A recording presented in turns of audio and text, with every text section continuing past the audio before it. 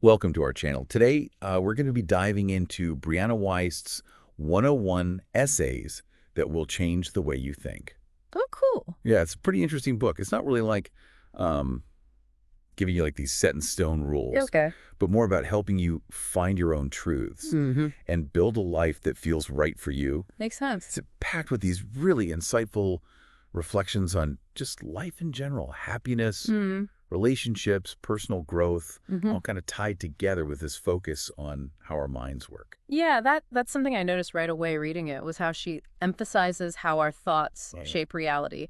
It's not some wishy-washy concept either. She ties it to concrete things, like how humanity's greatest innovations often came from needing to survive, right? Like, think about agriculture, medicine, even societal structures. Yeah. They all came out of these challenges Right. that forced people to adapt and think differently. It's almost like discomfort then is not something to run from, but like a catalyst for growth. Right, exactly. When we're out of our comfort zone, that's when the magic happens. Yeah. That's when we come up with new solutions that actually evolve. Yeah. But how do we apply that to something like happiness? Like we so often think we know what'll make us happy, but then it doesn't turn out that way.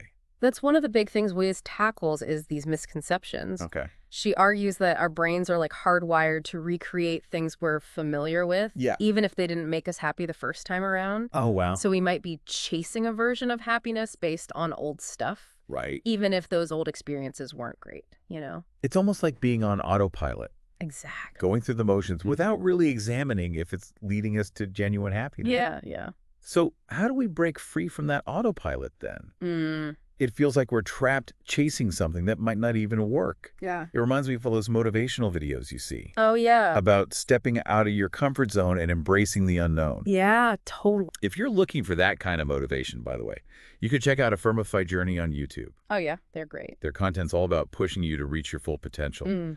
But back to the book. What does Wiest say we do to break free from this cycle? Well, one big thing she talks about is living in the moment.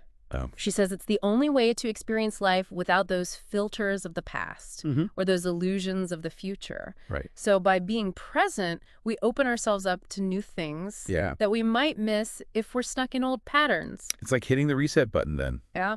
Really experiencing life as it unfolds.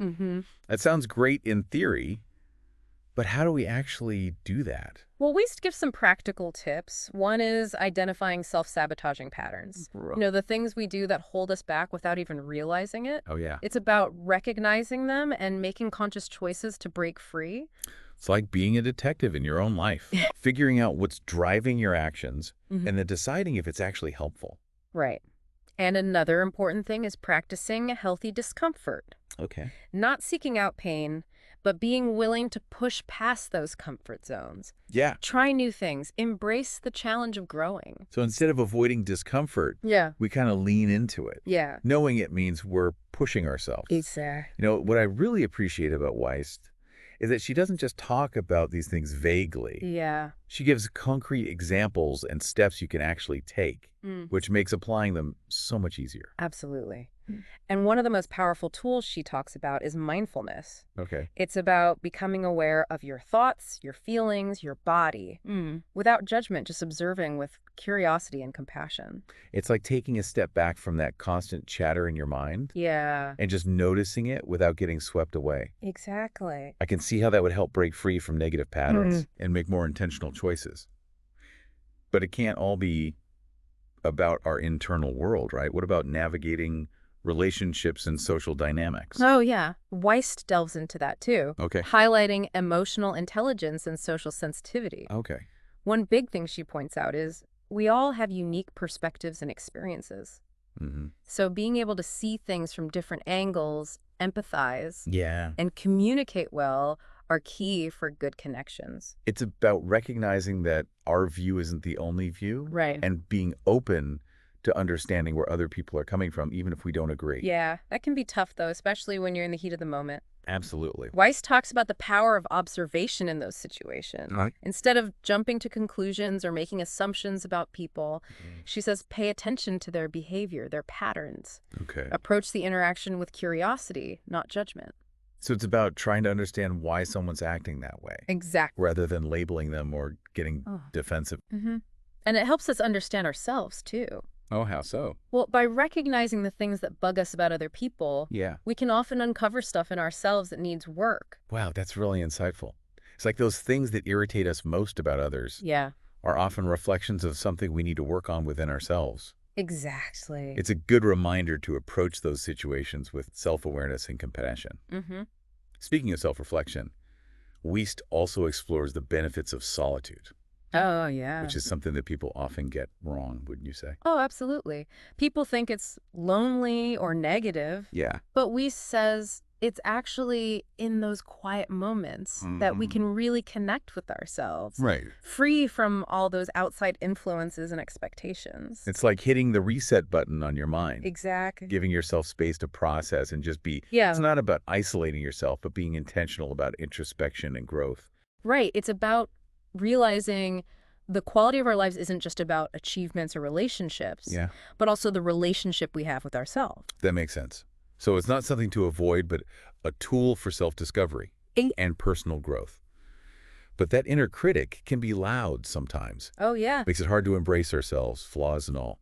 How does Wiest address that struggle with self-love? Well, she says self-love doesn't have to be perfect. Okay. It's okay to be a work in progress, have insecurities, make mistakes.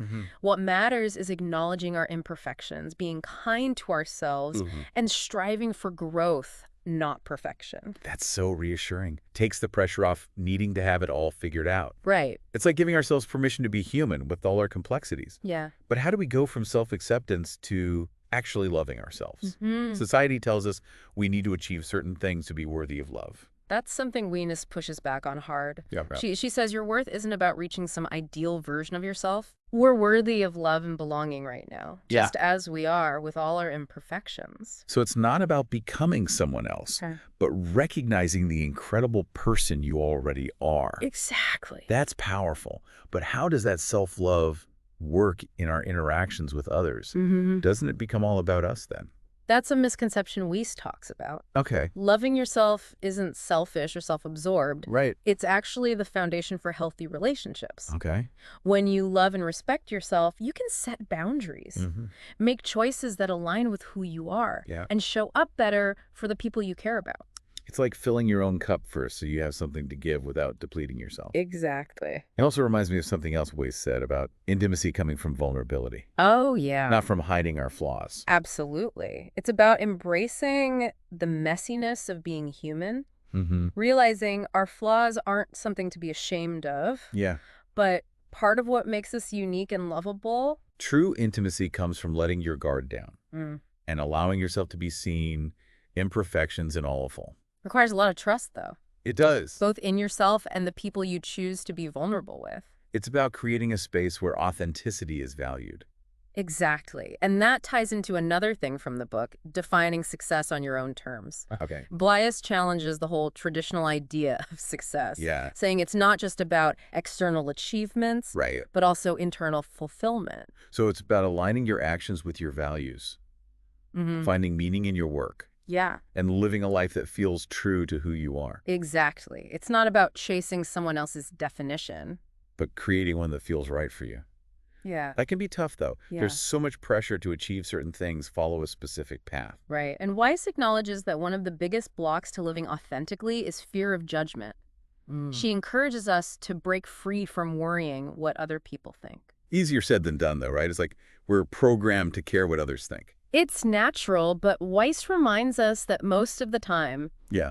people are so caught up in their own lives, Right. they're not paying as much attention to us as we think they are. It's often our own inner critic that's the harshest. Exactly. We project our fears and insecurities onto others. Like we're living in this self-made prison of judgment, Yeah. afraid to step outside the lines. And that fear stops us from pursuing our dreams, expressing ourselves, That's and right. ultimately living a life that feels right.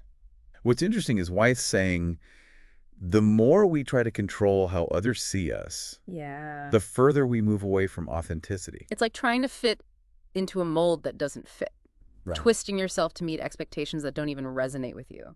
And when you do that, you end up exhausted and unfulfilled. Yeah, totally disconnected from who you really are. A recipe for unhappiness for sure. So how do we break free then? How do we silence that critic and step into our power? Wiest says awareness is key. Okay. Being mindful of our thoughts, recognizing when they're rooted in fear or insecurity, Yeah. and choosing to challenge them instead of letting them control us. It's like shining a light on those limiting beliefs Exactly. and saying, I see you, but you're not running the show anymore.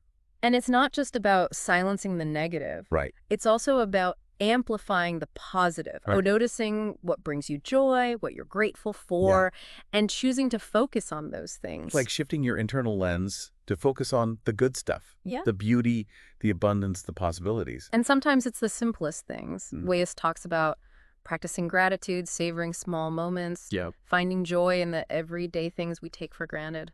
It's about recognizing that happiness isn't some far-off destination, Right. but a series of present moments strung together by our awareness and appreciation. It's seeing the extraordinary in the ordinary, Right. finding magic in the mundane. And that's where the real transformation happens. Yeah. When we shift from what's missing to what's present, from what we lack to what we have. Our whole experience changes. It's like opening up to a whole new world of possibilities and joy. And it doesn't just affect you personally. Oh, how so?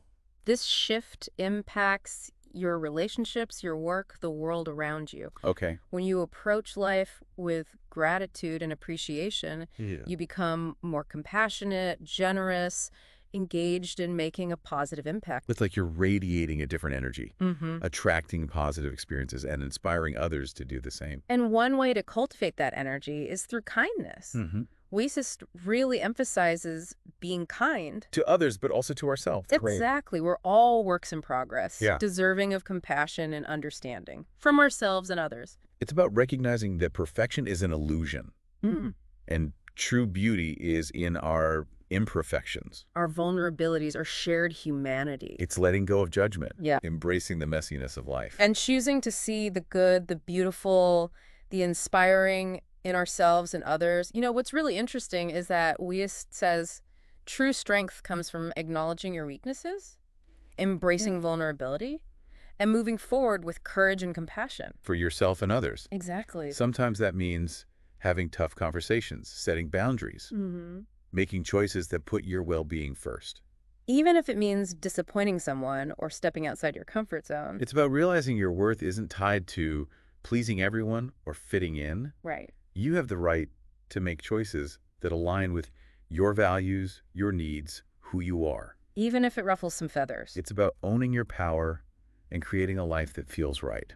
Regardless of what anyone else thinks. You know what's fascinating? What's that? Wiest says, the more authentic you are, the more you attract people who resonate with your true self. It's about creating a life that feels so aligned, so fulfilling. Yeah.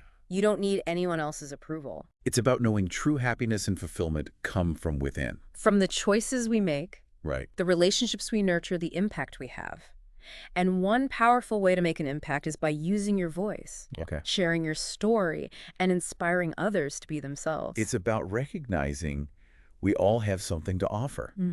And by sharing, we can create a ripple effect of inspiration and hope. What's so powerful about that is the more vulnerable we are, Yeah. the more space we create for others to be vulnerable too. It's realizing we're all connected. Yeah. Our stories matter. And by sharing, we help others feel seen and understood. It's about creating a world where being yourself is celebrated. Vulnerability is strength. And we all feel empowered to live our truth. And a big part of that is building strong relationships. Okay.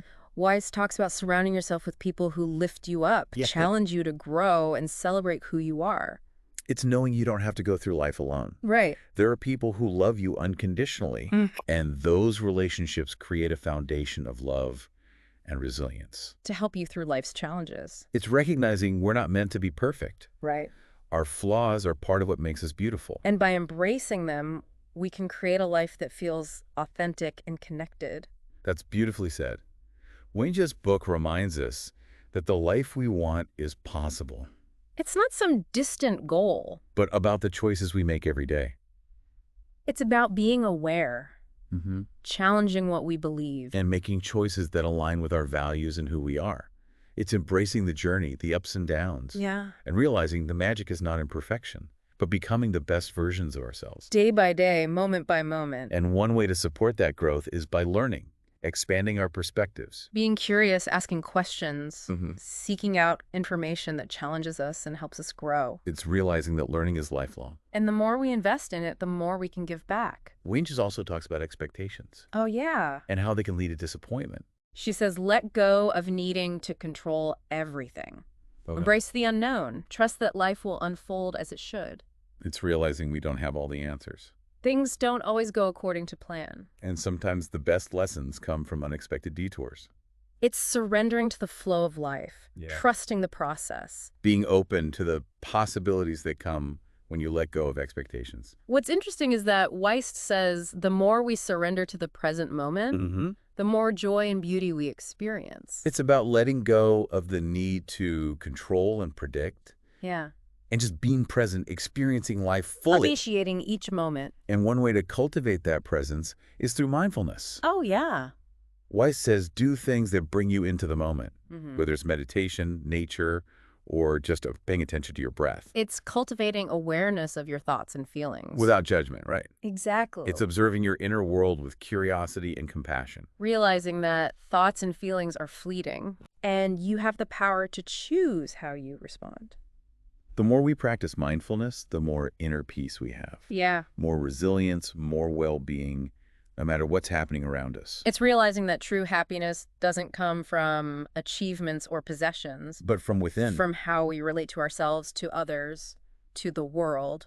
And speaking of our relationship with the world, that seems like a good transition to Wiest's idea of interconnectedness. Yeah, she really digs into that concept, Okay. saying we're all part of this bigger web of life, Mm-hmm. and our actions have these ripple effects, you know? Like a butterfly effect kind of thing. Exactly. So it's not just about your journey, Right. but recognizing how you impact others and the world as a whole. So moving beyond just an individualistic viewpoint, Right. realizing we're connected, our actions matter, Yeah. and we have a responsibility to contribute to something bigger. What's cool is Wiest says that this can actually bring more joy and meaning to our lives. Okay.